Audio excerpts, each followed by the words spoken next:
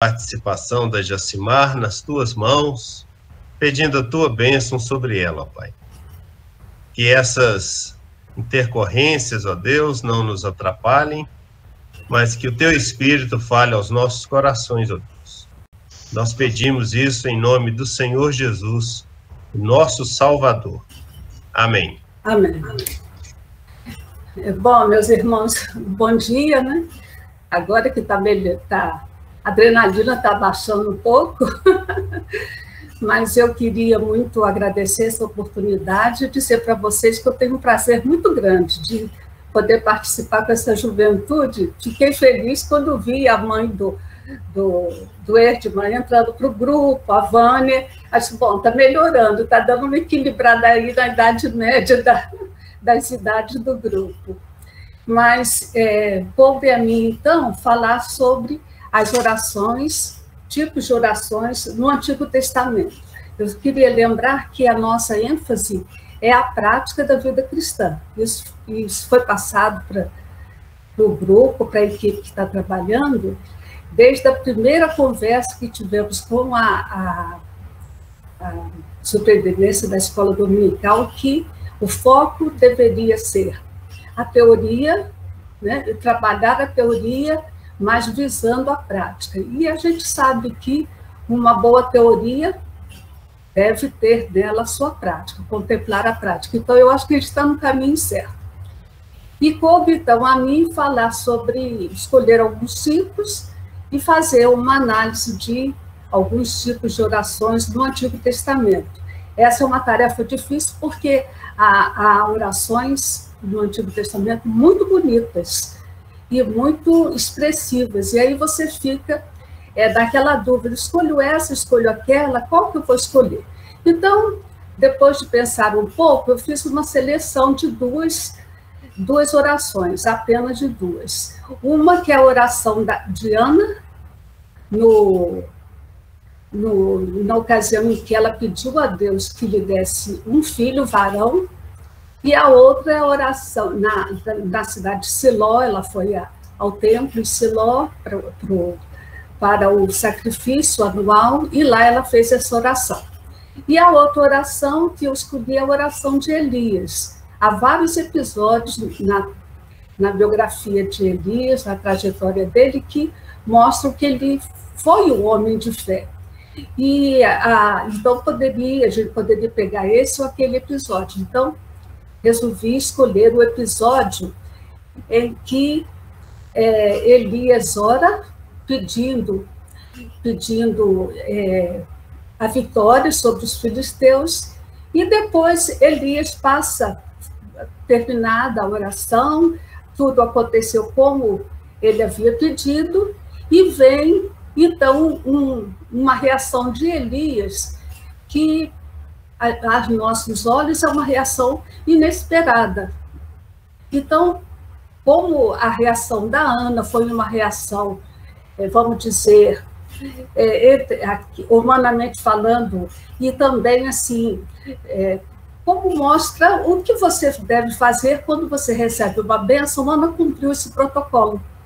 Já Elias teve uma reação bastante diferente. Então, eu queria contrapor essas duas orações e então, me dedicando hoje com vocês que estão participando, podem falar, fiquem à vontade, podem interromper, é bom, eu vou gostar muito. Então, vamos ficar nessa de hoje, da Ana, e vamos deixar a do Elias para semana que vem, sendo que nós já tivemos um bom prejuízo de tempo aqui. Vamos ver o que dá para fazer.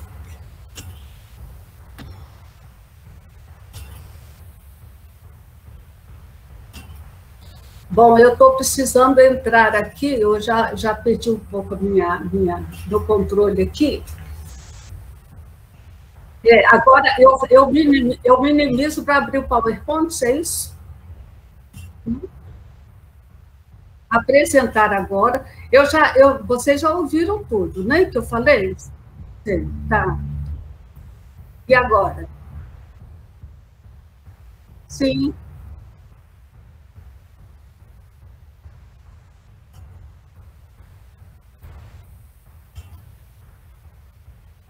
Fala cada coisa devagarzinho. Não estou entendendo, não. Peraí. Ah, eu vou fazer o seguinte, sabe o quê? Eu realmente estou achando melhor. Depois eu mostro os slides para vocês. Deixa eu me falar que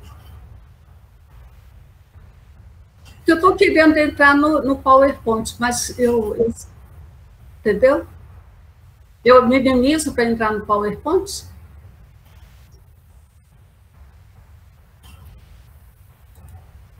Ah, tá bom. Agora vai ser bom.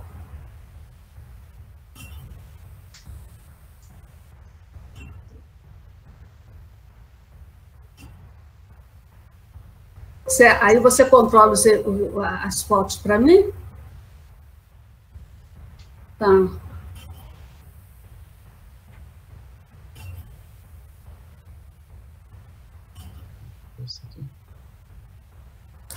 Estou fazendo aqui, tá?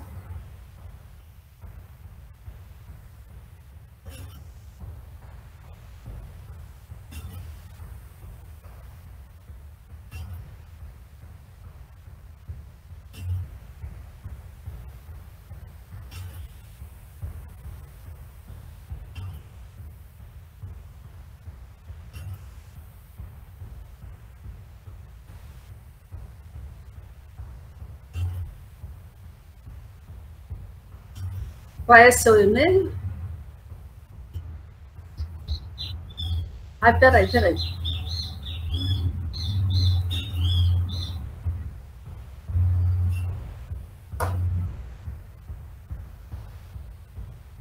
É com PH?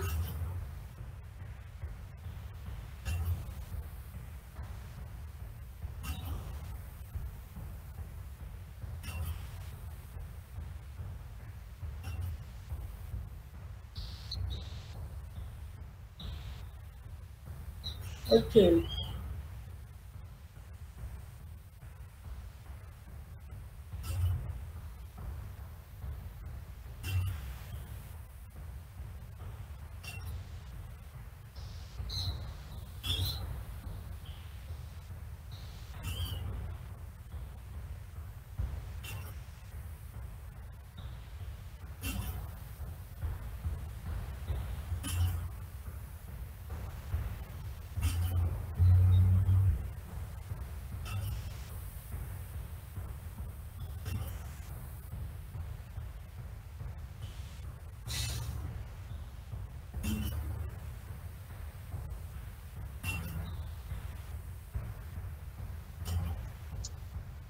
Estou admirado com o controle emocional da Jacimar.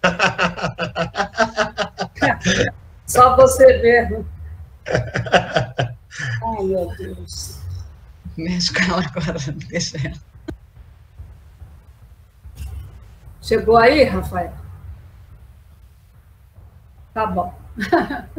Então vai me ajudando aí, por favor. Não?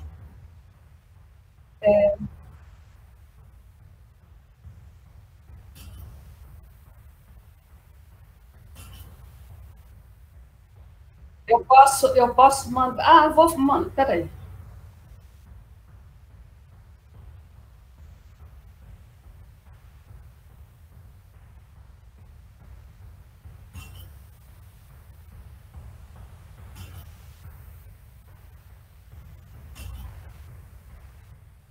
Chegou? Tá bom. Obrigada, viu? Bom, então, meus irmãos, agradeço pela paciência de vocês. Então, vamos lá, né?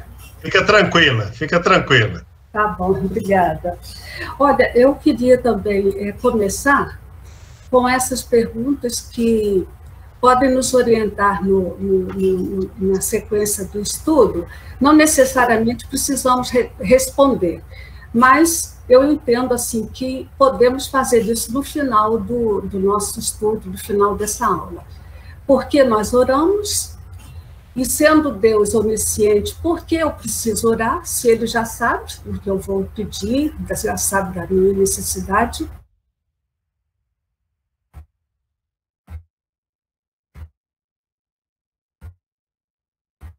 ou para os dois lados, para Deus e para mim. E quantas vezes eu devo clamar a Deus por uma bênção? Essa é uma questão também. E não sei se vocês conhecem uma melodia que fala da oração. Eu gostei muito quando nós vimos algumas músicas no...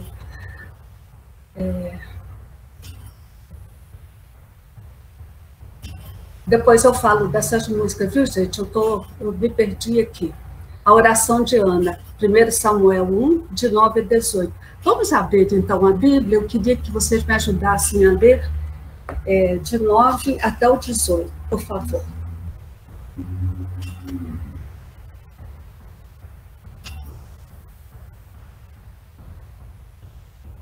Jaqueline, você pode ler para a gente, por favor? Encontrando aqui, 1 Samuel. 1 Samuel 1, de 9 a 18. 9 a 18. Isso. Após terem comido e bebido em Siló, estando Eli, o sacerdote, assentado numa cadeira, junto a um pilar do templo do Senhor, levantou-se Ana e, com amargura de alma, orou ao Senhor e chorou abundantemente. E fez um voto, dizendo: Senhor dos exércitos, se benignamente atentares para a aflição da tua serva, e de mim te lembrares, e da tua serva te não esqueceres, e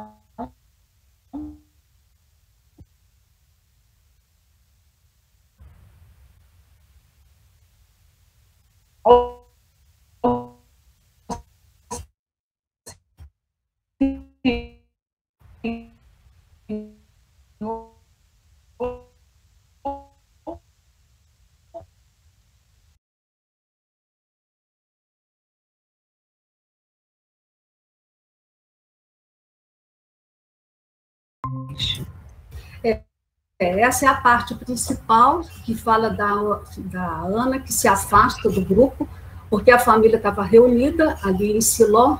Era costume o patriarca levar a família, e foi o que aconteceu. Eucana, o marido da Ana, carregou a família toda, levou todos os seus filhos que ele teve com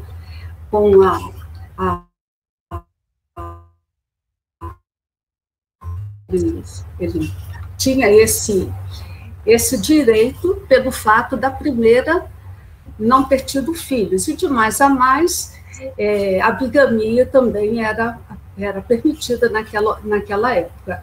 Então, a Penina foi com os seus 5 filhos, a Ana foi, evidentemente, a primeira mulher dele, e Eucana conduzindo a comitiva até Siló. Não era tão longe do lugar onde eles estavam, que é na tribo de Efraim, onde eles pertenciam a essa tribo. A sociedade ainda era uma sociedade tribal na época. Isso vai ser importante, porque quando nós chegarmos lá, nos efeitos da resposta da oração de Ana, a história do povo de Israel, nós vamos ver essa transição de ser uma sociedade tribal para ser uma sociedade dirigida por um rei, uma sociedade monárquica. Então, ela, depois de feito o sacrifício, depois de andar 50 quilômetros para chegar até Siló, eles cumpriram todo o ritual de imolar o cordeiro, de fazer as orações, e uma parte dessa carne que era sacrificada ficava, então, para os que estavam apresentando o sacrifício, quer dizer, para a família de Eucana. E a outra parte, é uma coisa interessante que nos chama a atenção, é que ficava para o sacerdote, e ele podia comer, e ele se fartava. Era uma coisa muito comum, e era assim que acontecia. Isso é interessante de pontuar, porque os filhos de Eli, nós sabemos bem que eles foram rebeldes, eles se desviaram da orientação do Senhor, e eles também eles funcionavam no templo como sacerdotes também, e eles obrigavam os ofertantes a darem toda a carne para eles, os filhos de Eli, toda a carne para eles, e falavam, olha, se vocês não nos derem toda a carne, nós vamos matar vocês. Então, esse é um ponto que vai ficar, vai ser importante para frisarmos, porque vai acontecer, então, uma mudança de estrutura da sociedade do povo de Israel.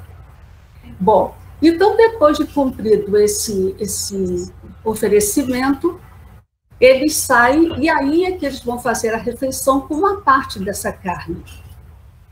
Só que Ana não come. A Jaqueline leu lá no versículo, do versículo 14. Porque, me ajudem aí.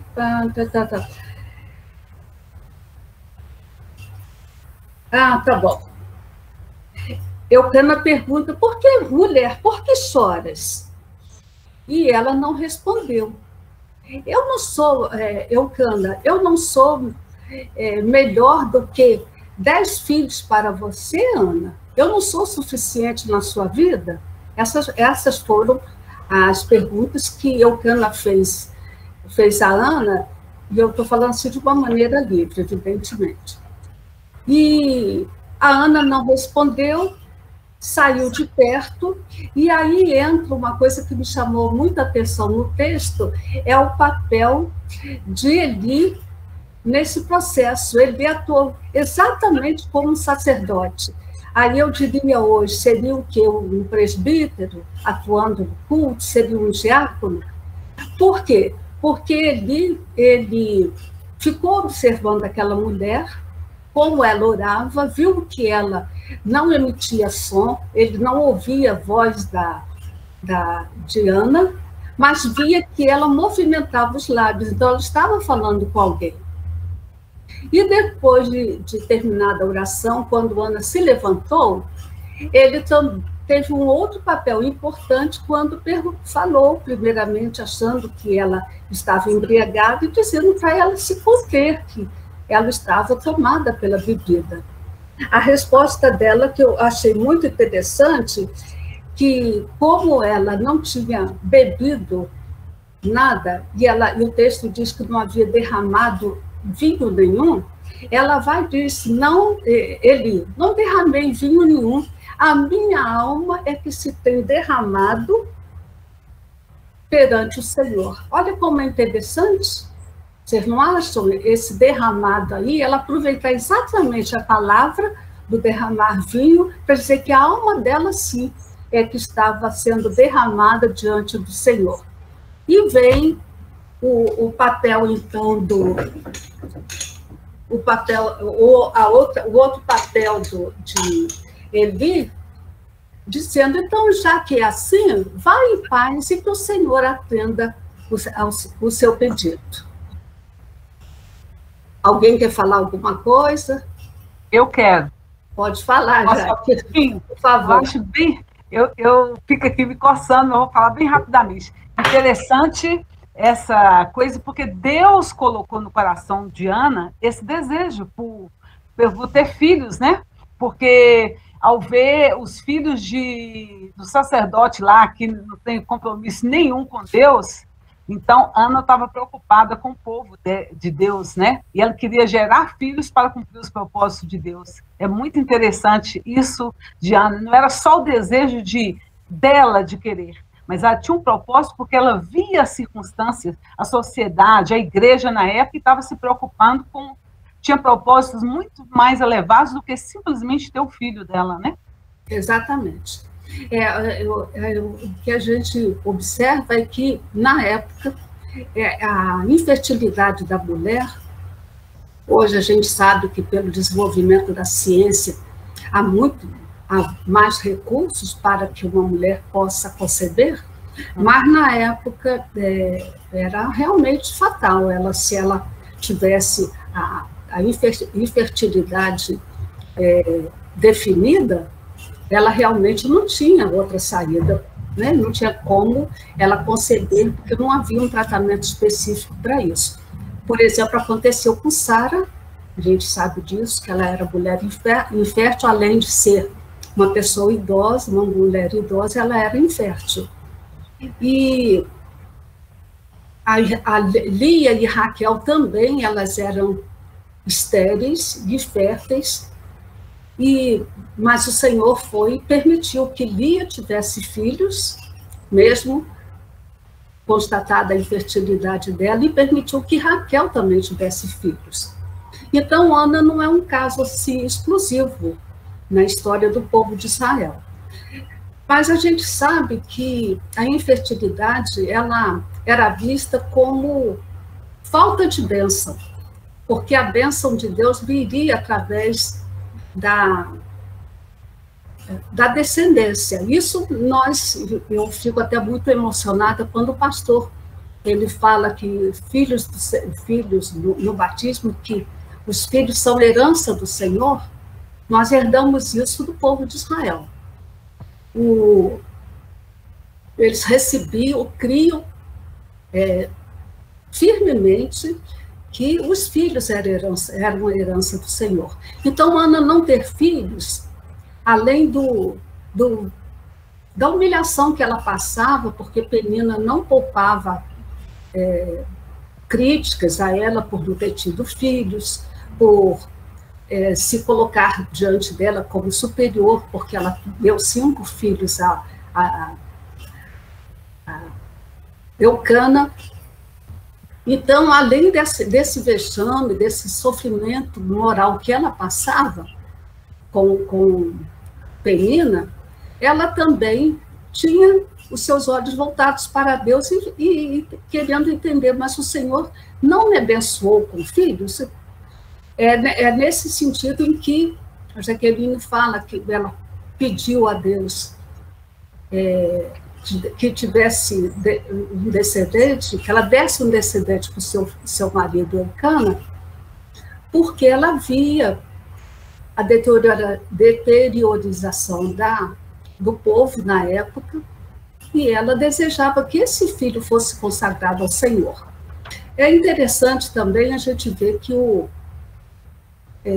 na oração, não sei se vocês observaram, ela diz que se tu... Passa para mim, Rafael, por favor, a oração de Ana.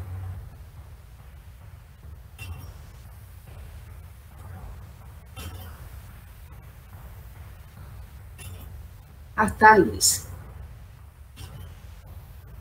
Se benignamente atentares para a aflição da tua serva, e de mim te lembrares, e da tua serva te não esqueceres, se lhe deres um filho varão, ao Senhor o darei por todos os dias da sua vida, e sobre a sua cabeça não passará navalha. Olha que interessante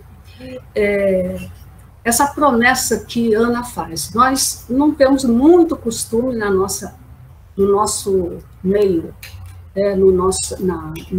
hoje, de condicionarmos a resposta das nossas orações a um voto.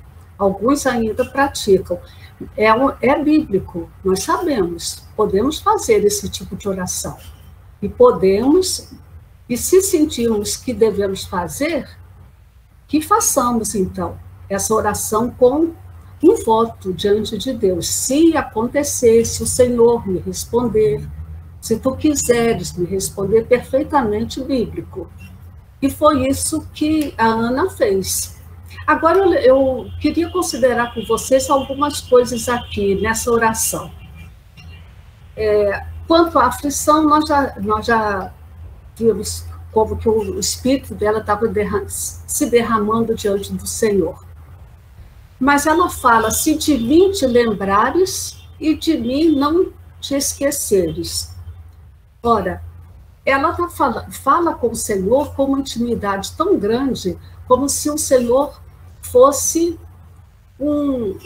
uma pessoa perto dela, que não tivesse a sua característica de divino e que, como Deus, ele não se esqueceria. Como Deus onisciente, ele não se esqueceria momento nenhum daquele pedido da Ana. Mas ela fala com o Senhor nessa intimidade de pai e fala, se de mim te lembrares e da tua serva te não esqueceres e lhe dares um filho varão, aí sim vem o voto que ela faz diante do Senhor. E sobre sua cabeça não passará navalha. Quer dizer, além de ela pedir um filho homem, ela faz um voto com relação a esse filho, que ele vai viver todos os dias da sua vida para o Senhor, e que ele será um nazireu. Olha quanta decisão nessa oração da Ana, que ela faz sem considerar o que seria a vida de... Já estou antecipando, porque nasceu Samuel, nós conhecemos a história. Qual seria a participação de Samuel dentro dessa oração de Ana? Lógico que, na época, as coisas se sucediam dessa maneira. Os pais, eles decidiam pelos filhos, a educação da época era nesses moldes. Eles decidiam pelos filhos, os pais escolhiam o casamento dos filhos, definiam o que fazer, se eles vão continuar ali, se eles vão mudar, se eles vão para uma outra terra. Tudo isso passava pela decisão da família. Então, na época, ela fazer esse voto e decidir que ele seria um nazireu e que ele viveria para o Senhor durante toda a sua vida, isso aí era bastante normal. Não era assim, não tinha direito humano nenhum que viesse assim e dissesse, olha, você está tomando decisão à parte, porque a decisão é dele. Não, não é isso. Não é esse o caso para a cultura da época. Eu acho que é importante a gente frisar bem isso. Alguém gostaria de falar alguma coisa com relação a isso? Eu gosto de ressaltar que a oração que Ana fez foi, né, ao mesmo tempo que um pedido, né, também uma oferta, né? Exatamente. Acho isso muito bonito, né, na oração de Ana. E essa questão de votos, né, às vezes é melhor que a gente não faça se a gente não for cumprir, né? É verdade. É melhor, né, que a gente não faça. A Bíblia fala isso. Exatamente. Mas é um gesto também bonito, né, de consagração a Deus, né? Exatamente. E de gratidão. Bom, então vamos continuar olhando aqui. Eu queria ver, então, essa pergunta que está posta aqui diante de todos nós. Deus atendeu ao pedido de Ana porque ela fez uma promessa? O que vocês acham? Vamos abrir um pouco a discussão aqui. Foi por causa da promessa que o Senhor atendeu? O que vocês acham? Vamos lá, Jaqueline, fala aí um pouquinho.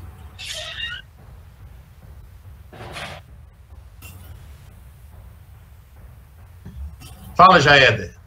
Então, vou dar Não, antes mesmo de... Quero parabenizar. Cruzou, né? Cruzamos? Pode falar, Jaqueline. Eu acho, porque eu comecei a falar aqui achando que estava tudo aberto aqui. Tá bom. Eu acho que não, sabe? Porque os propósitos de Deus para a vida de Ana era antes mesmo de ela ser gerada. Então já tinha isso tudo aí. Deus pelo que a história dele já está toda desvendada aos olhos dele, mas não nossa, colocou no coração de Ana o desejo de ter filhos, porque era uma coisa da sociedade lá e tudo.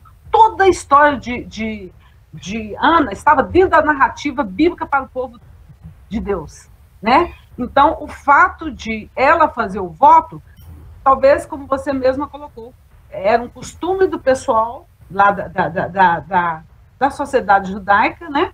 E ela fez isso. Mas o desejo de ter, de fazer esse voto, tudo isso veio de Deus, porque Deus tinha para ensinar para o povo dele com a vida de Ana. E para nós hoje, né? O quanto que nós aprendemos com a vida de Ana. Ana, eu me identifico demais com ela no sentido da ansiedade dela, que ela estava cheia pelo excesso de ansiedade. Mas ela colocou diante de Deus isso. Então, não acredito que o voto seja um toma lá, dá cá, sabe?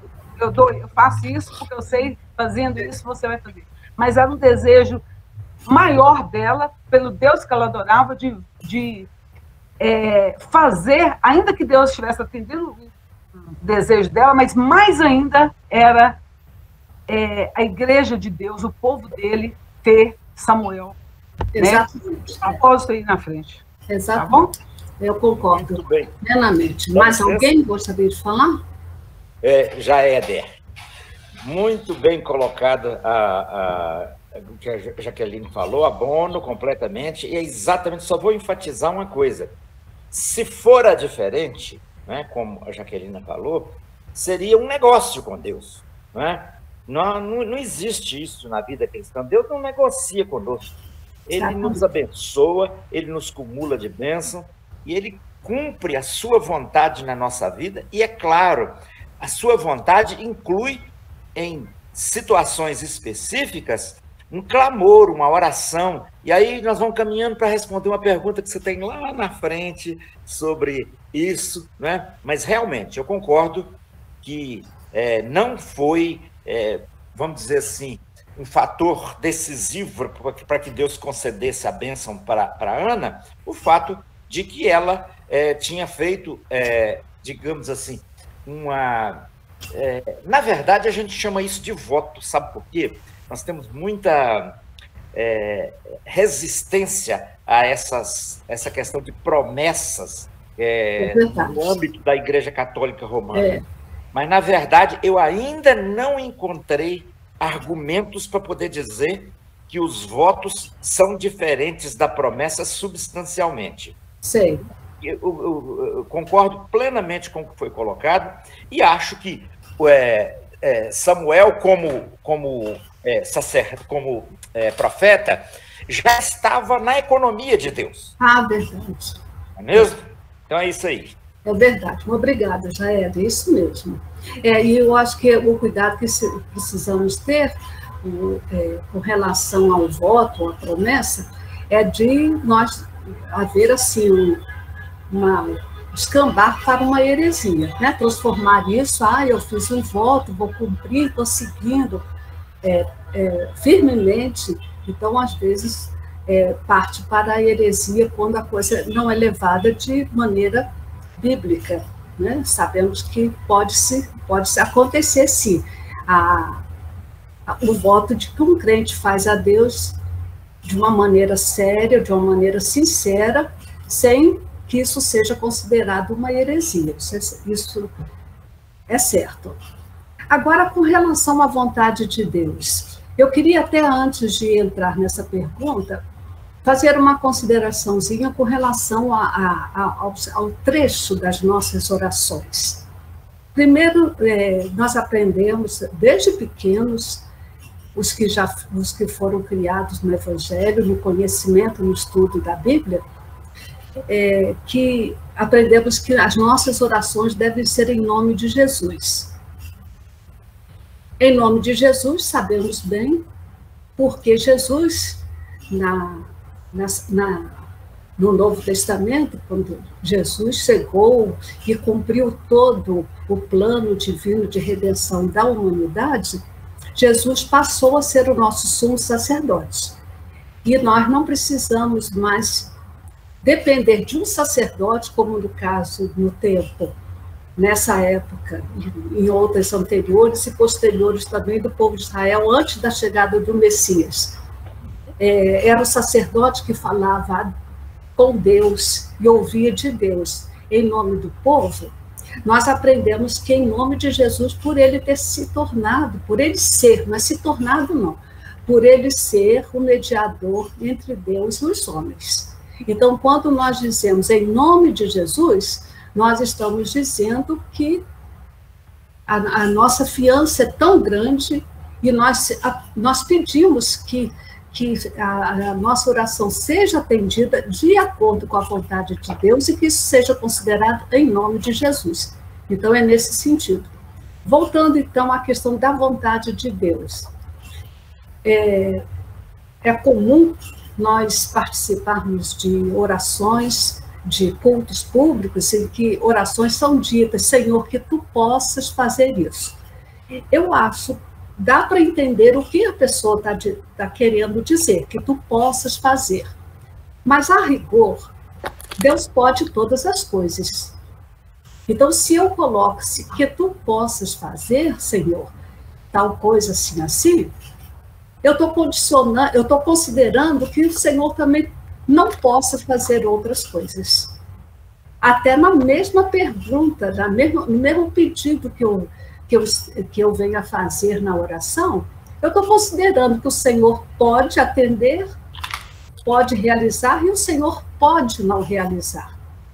Há uma pessoa na nossa igreja, é certo que a gente não deve fazer críticas às orações, eu não estou fazendo, mas ela diz com frequência, quando ela é convidada a orar, Senhor, que tu queiras nos atender. Aí, eu acho que nós colocamos no devido lugar, que o Senhor pode querer e pode não querer, mas o Senhor poder ou não poder, nós colocamos sob suspeição, né, a vontade, o poder de Deus sobre todas as coisas. Vocês concordam comigo? Bom, então silêncio, eu acho que ninguém discordou. E a terceira pergunta, eu creio que nós já pegamos, já respondemos do esquecimento de Deus, que o Senhor, Deus onipotente, onisciente e onipresente. Onisciente, ele não pode, ele já quer falar? Ele não pode, o Senhor não deixa de se lembrar porque ele é onisciente, ele sabe todas as coisas. Já Éder quer falar, já Éder? Acho que não. A mãozinha era antiga. Não, tudo bem. Bom, eu queria voltar um pouco em algumas coisas aqui. Com relação aos rumos da história do povo de Israel. Vamos, então, pensar aqui comigo a resposta de Deus à oração de Ana. Sabemos que Deus contemplou Ana com a concepção de Samuel. Nosso Deus é tão rico que ele não deu só Samuel para Ana, porque Samuel, depois, com 3 anos, ele foi encaminhado para o templo, lá em Siló. E a Ana, então, tornou a ficar sozinha em casa com seu marido, com Eucana. Mas o Senhor foi tão rico que deu mais 5 filhos à família. Olha que coisa maravilhosa. Deus ele abriu a madre, a expressão bíblica, de Ana, de tal maneira que não fosse só um, não. Deu mais 5 filhos para Ana. E o primeiro, então, Samuel, que foi levado para o templo, ele desde pequeno, ele foi encaminhado para o serviço de sacerdote no templo. Ele já usava uma túnica de linho. Essa túnica, ela era todo ano, quando Ana ia ao templo para fazer o sacrifício, ela levava uma túnica nova para Samuel. E ele aprendeu aos pés de Eli o ofício, o serviço de sacerdote. E a Bíblia fala que ele foi crescendo, se desenvolvendo, E chegou algum determinado momento em que, na sua vida, ele estava dormindo, em sonho, o Senhor o chamou, chamando por seu nome, Samuel, Samuel. E Samuel vai até Eli, que também estava dormindo, mas ele perguntou: Senhor, tu me chamaste? Ele: não, eu não o chamei. E voltou, pela segunda vez ele ouviu o chamado Samuel, Samuel, ele voltou a Eli, e Eli também disse: não, eu não o chamei. Terceira vez ele volta, aí Eli entendeu que era o Senhor que estava chamando Samuel. Então ele falou: agora já sei, você deve ouvir o que Deus vai falar a você, e escute o que Deus tem para lhe dizer. Essa história eu acho ela comovente, porque o recado de Deus é um recado comovente e é drástico também, porque a mensagem de Deus foi uma mensagem muito forte, muito severa, porque ele estava falando do castigo que ele ia colocar sobre o povo, que iria depositar sobre o povo de Israel seus pecados, por sua idolatria, por andar desviado dos caminhos do Senhor, e incluindo nesse peso, nessa sentença, também os filhos de Eli, Ofni e Finéias, seus dois filhos, que eram aqueles que exploravam os ofertantes, tinham uma vida promíscua, perto do templo, à porta do templo, uma vida promíscua com mulheres da região, e Deus, o coração de Deus estava entristecido com relação ao comportamento desses filhos. E a Bíblia mostra lá no trecho em que se dá tal acontecido, que ele falava para os filhos que não ficava bem que eles fizessem daquela maneira, que eles agissem daquela maneira, não era bom que eles fizessem assim. Mas também ele não teve uma palavra firme, uma palavra forte com relação a esses filhos. A palavra que Deus, na mensagem de Deus transmitida ao povo através de Samuel, vinha a sentença de que esses dois filhos iriam morrer. Agora, pensem comigo, que responsabilidade grande de Samuel de transmitir isso ao sacerdote Eli, o que iria acontecer com o povo, e em particular, o que iria acontecer com os seus filhos, porque eles iriam morrer. E a Bíblia nos fala que Eli, o sacerdote Eli, ele se prostrou com muito sofrimento quando soube da sentença de Deus sobre seus filhos. Essa passagem ela continua de uma maneira muito impactante, porque Eli, quando recebeu a notícia de que os filhos tinham morrido juntamente com tantos outros de Israel que morreram na batalha contra os filisteus, então chegou alguém dizendo: seus filhos também morreram, muitos morreram, e seus filhos também. A Bíblia relata que Eli caiu da cadeira e ele teve uma fratura no pescoço e morreu naquele momento. A história continua porque uma das suas noras, ela estava para ter grávida, estava para ter um filho, e esse filho nasceu naquele momento do susto, da notícia chegada, essa criança nasceu, a mãe morreu, e a palavra que eu acho que calca muito a nossa mente e nos chama muita atenção é quando é dito que a glória de Deus tinha se ido, e acabou-se, foi-se a glória de Deus. Isso é uma coisa muito séria. Por que eu estou querendo, por que eu estou falando isso aqui, para a gente já caminhar para o término? Porque nós estamos vivendo um momento de muita tensão. Essa semana, por exemplo, foi uma semana muito tensa para todos nós, em que medidas mais drásticas foram tomadas, não só aqui na nossa cidade, mas no estado, em outros estados também do país. Medidas drásticas foram tomadas para conter o curso, né, desse vírus que está acometendo tantas pessoas.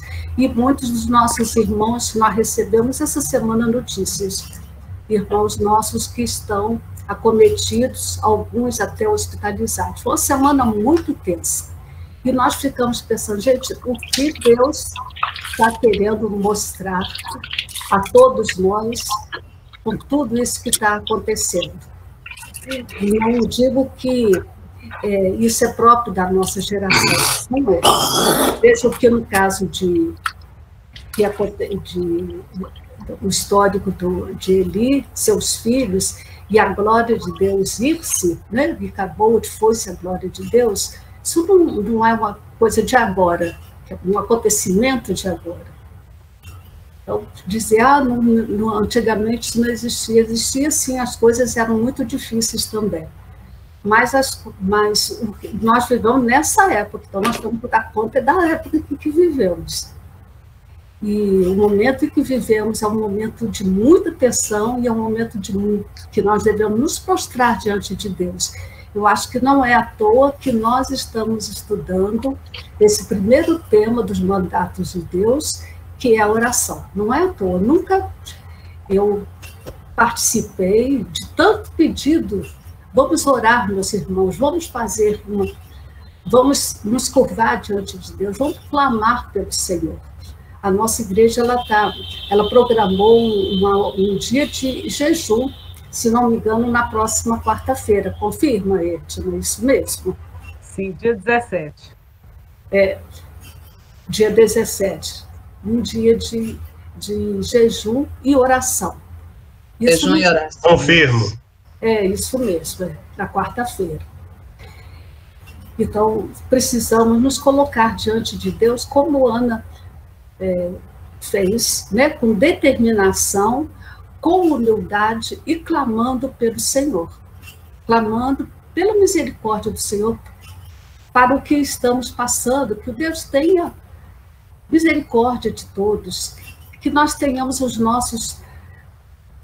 o nosso comportamento modificado, a nossa vida modificada, que busquemos mais o Senhor, que tenhamos uma vida devocional mais estreita com o Senhor e vivamos de uma maneira santa, de uma maneira reverente diante de Deus. É essa a minha palavra e eu peço muito aos irmãos que considerem a minha experiência por ser a primeira de uma aula virtual. A vida inteira eu lecionei e não participei dessa geração. Creio que os irmãos devem compreender e agradeço muito por essa oportunidade. Então, que o Senhor nos abençoe e nos capacite para que vivamos plenamente o Evangelho de Jesus Cristo. Obrigada, viu? Um bom domingo a todos. Fala, Jaéder. Olha o som. Abre o som, Jaéder. Tá. O Erdman caçou a minha palavra na tentativa anterior, que estava na hora mais oportuna, mas eu gostaria de chamar a atenção para um texto bíblico muito claro, meus queridos. Eu quero, antes de tudo, cumprimentar, porque a aula foi ótima, viu? No meio de todo o imprevisto, você se ouve muito bem. Eu dou os parabéns, eu acho que eu estou falando em nome de todo mundo. Mas naquele ponto ali, eu queria chamar a atenção sobre as correções a respeito de nossas orações, enfatizando. Jesus ensinou os discípulos dele a orar. Aí depois nós vamos debater oportunamente esse problema da oração dominical. Mas Paulo chama a atenção a respeito da nossa insuficiência em argumentar contra Deus. Ele diz assim: nós não sabemos orar como convém. Nós não sabemos.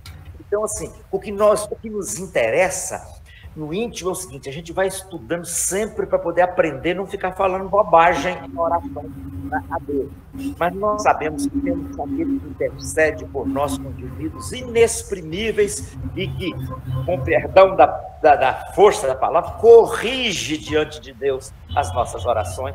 Então Deus está mais interessado mesmo no coração, como foi o caso de Ana ali, porque ela tinha o coração dela diante de Deus e o clamor dela, né, falou mais do que tudo, mais do que qualquer correção. Né? Desculpe tomar esse tempinho, sei muito obrigada, apertada, mas se ouve muito bem, viu? Parabéns. Obrigada. Ô Jaéder, naquela hora houve um mal entendido entre nós dois. Eu voltei a palavra para você. Aí, tá, não cortei não, jamais você caçou a minha palavra. Eu não fiquei ofendido, tanto assim que eu voltei, né? Se eu estava ofendido, eu não tinha voltado. Falou. Mas Jacimar, sim. Olha, Deus te abençoou, viu? Deus te deu condição de transmitir para a gente partes importantes aí da experiência de Ana, né? Você escolheu bem, né, Ana, porque é uma experiência rica. E o mover dos lábios de Ana, né, mostra que ela estava falando com o coração, né? É verdade, Isso é muito interessante. E a gente precisa, de fato, né, estar na presença de Deus para a gente buscar a Deus, gastar tempo com Ele, até que a gente consiga transmitir o que está no nosso, sinceramente, no nosso coração.